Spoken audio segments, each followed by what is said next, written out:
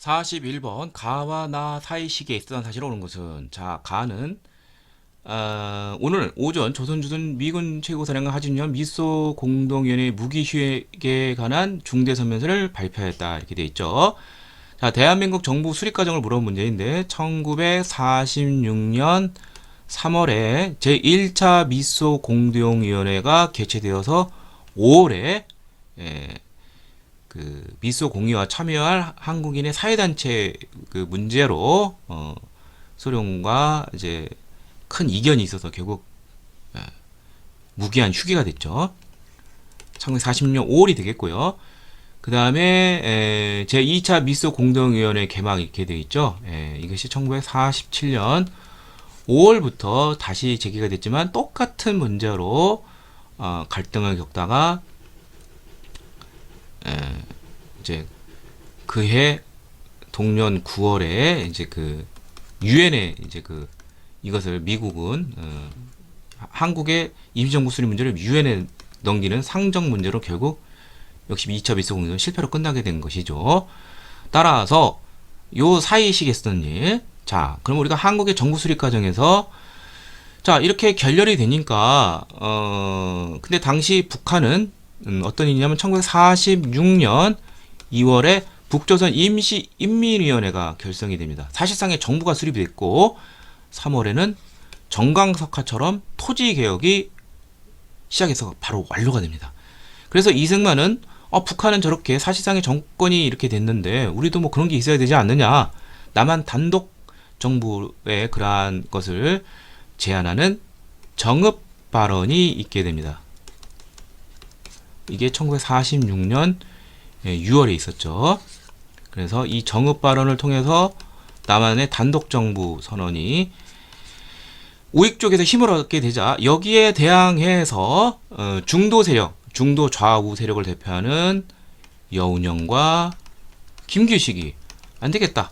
우리들이 합작을 해서 이걸 저지하자. 그래서 좌우 합작 운동을 전개하게 되고 좌우합작위원회가 1946년 7월에 결성이 돼서 동년 46년 10월에는 좌우합작 7원 측에 합의하기까지도 하고 미 군정의 지원까지 받게 되었습니다. 자, 그래서 정답은 바로 4번이 되겠죠. 좌우합작위원회가 좌우합작 7원치를 발표해서 대단히 이제 진보된 그러한 과정까지 받게 됐죠. 그렇지만 그 이듬해에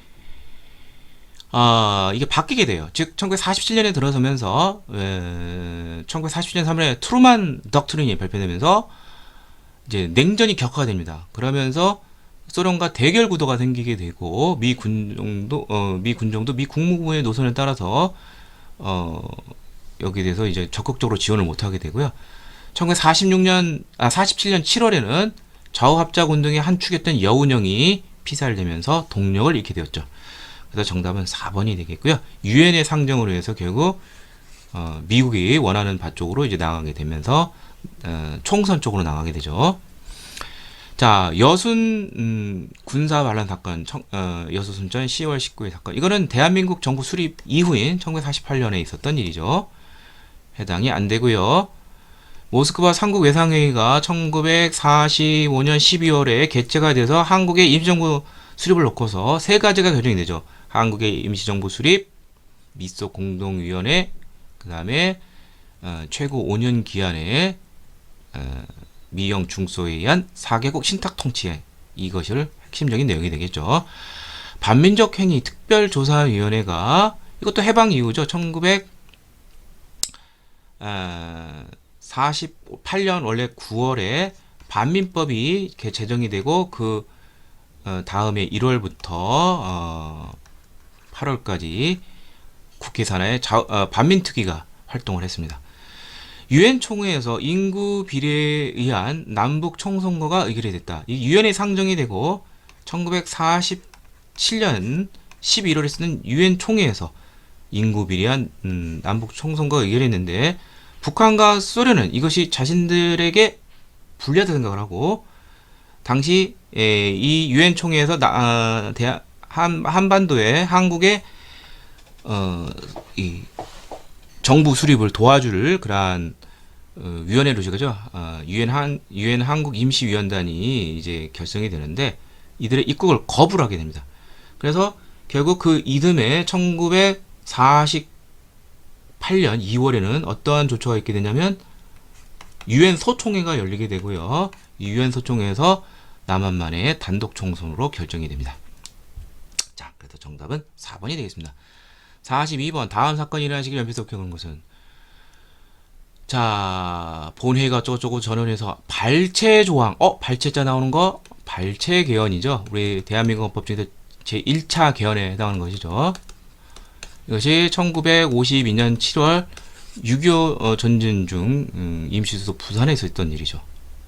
자 그래서 정답은 쉽게 가라는 걸 알 수가 있는데 자, 이 발췌 개헌의 핵심 내용은 뭐냐면, 그러니까 발췌라는 거는 여기서 조금, 저기서 조금 발췌했다는 것이죠. 당시 이승만 정권은 국회에서 간선을 뽑는 대통령 이 조항이 헌법에 재헌헌법 조항이 불리하죠. 왜냐하면 당시 6.25 전쟁으로 많이 민심도 잃었고 이승만의 비판적인 무소속 의원들이 1950년 5월 선거에서 대거 당선이 됐기 때문에 가능성이 힘들었어. 그래서 아직 그럼 국민들은 이승만에 대한 지지도가 높기 때문에 그래서 대통령 직선 제안과 그 다음에 야당 쪽에서는 이제 국회의 그러한 역할을 강조하는 그래서 국회를 두 개로 하자. 양원제. 요 안이 이제 대두된 것이죠. 이것을 이제 했는데 대통령 직선은 바로 이제 시행이 됐지만 양원제는 이제 나이 4.19 혁명 이후에 이제 헌법 개정으로 해서 이제 본격화됐죠. 자, 그래서 정답은 1번이 되겠고요. 이승만의 장기 독재의 어떤 돌파구를 마련한 것이죠. 43번 가민주화운동 민주화운동 세 가지 4.19, 5.18, 6월 시민항쟁이 있는데 자, 경무대학 경찰의 발포에서 사람이 죽고 뭐 이런 거 고려대 학생의 시위, 교수단 시위. 이거 4.19 혁명이죠. 이승만과 자유당 정권의 부정선거에 항의해서 일어난 것이죠. 1960년에 있었고요. 자, 그 결과 헌법 개정이 있게 되고 아까도 말씀드렸듯이 4.19 혁명 이후에 제 3차 개헌으로서 4.45 개헌에 이어서 이제 2차 개헌이 4.45이 1994년 11월, 그 다음에 1960년 6월에 3차 개헌, 이른바 이제 제2공화국 헌법이라고 하죠. 내각 책임제 개헌이 있게 됩니다. 그 결과에 따라서 장면 내각이 들어오게 되는 것이죠. 내각 책임제 정부죠. 그래서 정답은 1번이고요. 유신체제가 붕괴되는 결과를 가져온 것은 바로 그 박정희 피살 사건 1979년 11.6 사태가 있죠.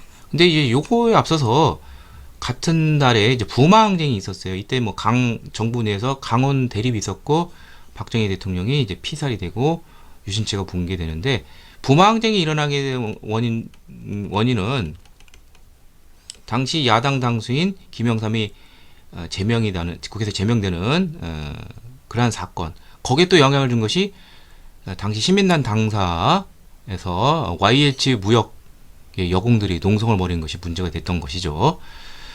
한일 국고 장성화에 반대에 일어났다. 이게 바로 이른바 이제 6.3 사태가 되는데 1964년에 있었는데 굴욕적인 그러한 대일 외교다. 그래서 서울에 계엄령이 내려지게 됐습니다.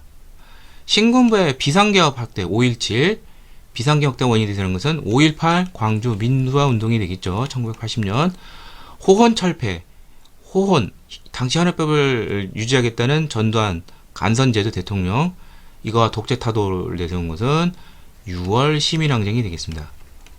1987년이죠. 44번 밑줄근 현황표단 설명하는 건 장준하. 장준하라면 반유신투쟁의 아이콘이죠. 자, 여기 오늘의 헌법은 그 개정의 발의권이 사실상 대통령에게만 속해 있다는 것이다. 그래서 이렇게 대통령의 권한이 막강한 거 바로 유신체제가 되는 것이죠. 자, 유신 체제는 대통령 임기가 무려 6년이고요.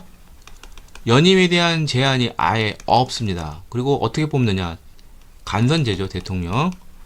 바로 통일 주체 국민회의라는 그러한 대통령 선거인단에서 뽑히게 되고, 대통령이 국회도 당연히 해산할 수 있죠. 정답은 3번이 되겠고요.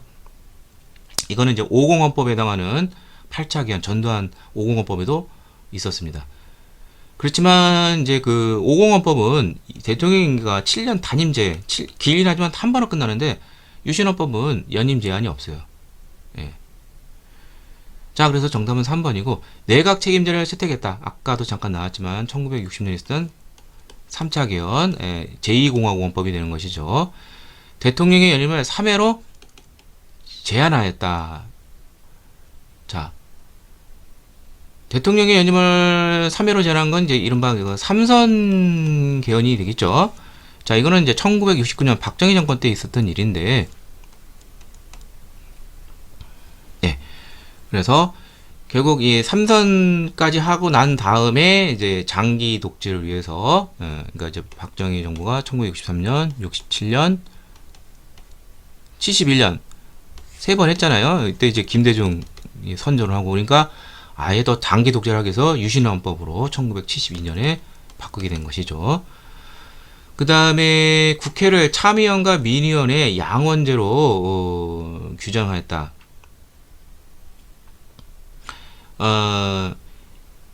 이제 규정한 것 자체는 이제 그 발췌 개헌, 아까 뭐 문제도 나왔었지만 1952년 7월에 있었던, 근데 이제 그 민의원은 이제 열렸지만 이제 현실적으로 참여는 아직 그 당시 이제 여건상 안 되기 때문에 보류하다가 이 내각 책임제를 채택한 이제 3차 개헌 요때 참의원, 민의원, 양원제로 가동이 된 것이죠. 이렇게 정리하시면 되겠습니다.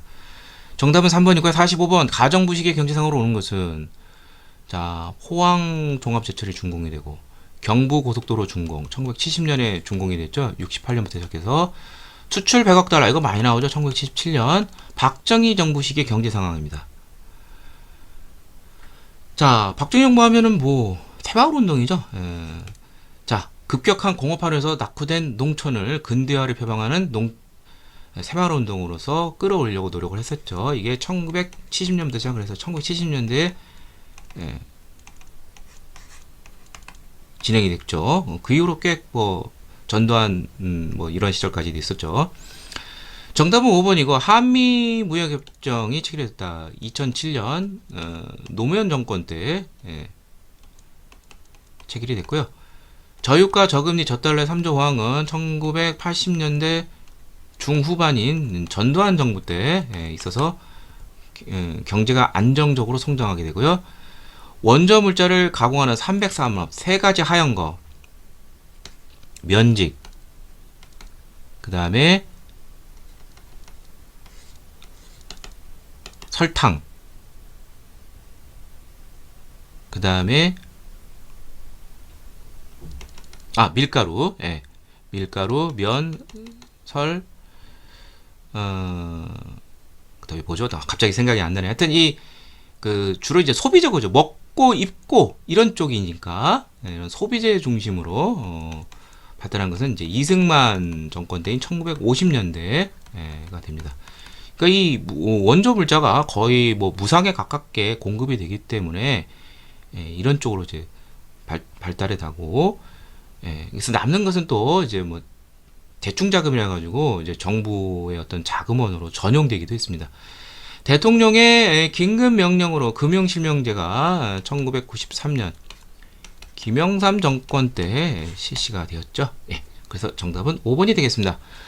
46번 가에서 마에 대한 설명으로 옳지 않은 것은 우리나라 인쇄문화의 역사. 자, 가 무구정강 대단원경, 불국사 삼축석탑, 이른바 석가탑에서 발견된 것이죠. 세계에서 가장 오래된 목판 때문입니다. 그다음에 팔만대장경, 이제 항몽 과정에서 불심으로 이제 외적을 물리치게 한 것이죠. 1236년에서 1251년 16년 동안 대작업이 이루어졌죠. 유네스코 세계 기록유산에 등재가 됐죠. 직제심취 요절 1377년 청주 흥덕사에서 이제 제작이 됐고요. 세계에서 공인된 가장 오래된 금속 활자본이죠. 그 다음에 자치통감 갑인자본. 자, 갑인자라고 돼 있어요. 이 자치통감은 이제 중국의 그 사마강이 지은 어떤 이제 강목체 역사서의 효시가 되는데, 이 갑인자본은 이제 세종대왕 때인 1433년 갑인년에 있었던 곳인데, 이 탈착식으로 이제 조립이 가능한 그러한 것으로서 금속 활자로서 능률은 오르고 글자 모양은 또 아름다운 이 중에 목적을 하셨죠. 한성숭보 1883년 방문국에서 간행이 된 최초의 근대 신문이죠. 자, 무구정강 대다란이경 주자소를 설치하여 인쇄했다. 주자소라는 것은, 자, 주자소를 이해한 것은 이제 개미자라는 금속 활자가 있죠. 1402년 조선 태종 때입니다. 해당이 안 되고요. 대장도감에서 판각한 목걸이를 찍혔다. 8만 대장경은 대장경인가 대장도감 이렇게 이해하면 됩니다. 예, 그래서 정답은 2번이 되겠고요. 수기의 개태사 주지 수기의 지휘 아래서 16년에 걸쳐서 대작업으로 이루어진 것이죠. 엄청난 양이죠. 그 다음에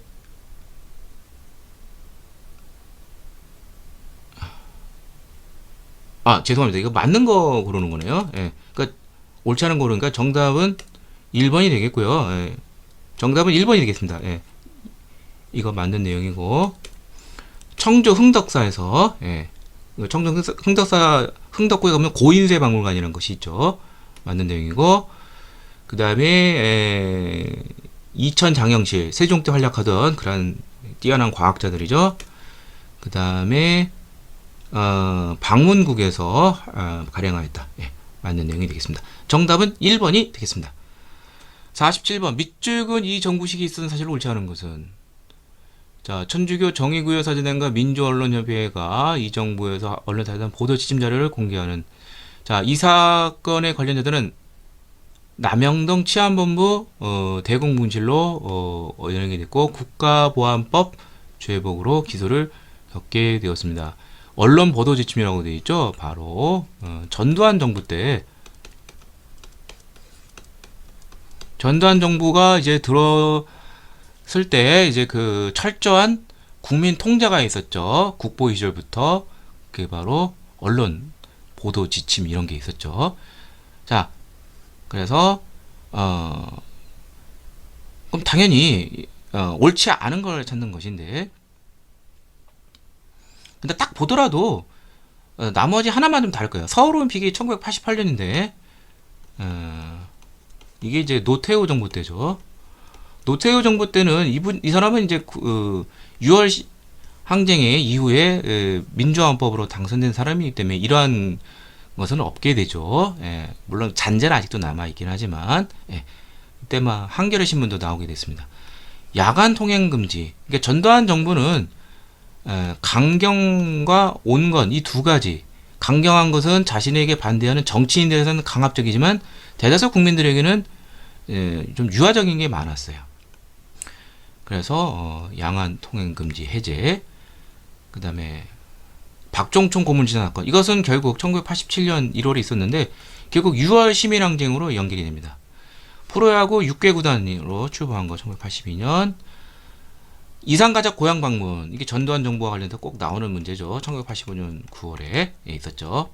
예, 상호, 서울과 평양 상호 교차해서 방문했습니다. 자, 그래서 옳지 않은 것은 자, 노태우 정부 때인 1번이 되겠습니다. 48번 다음 뉴스가 보도된 정부 시기, 남북 고위급 회담 타결 상황을 보고서 남북 사이의 화해와 불가침의 교류가 있는 거, 이게 바로 남북 기본 합의서죠. 그러면 뭐 이거 1991년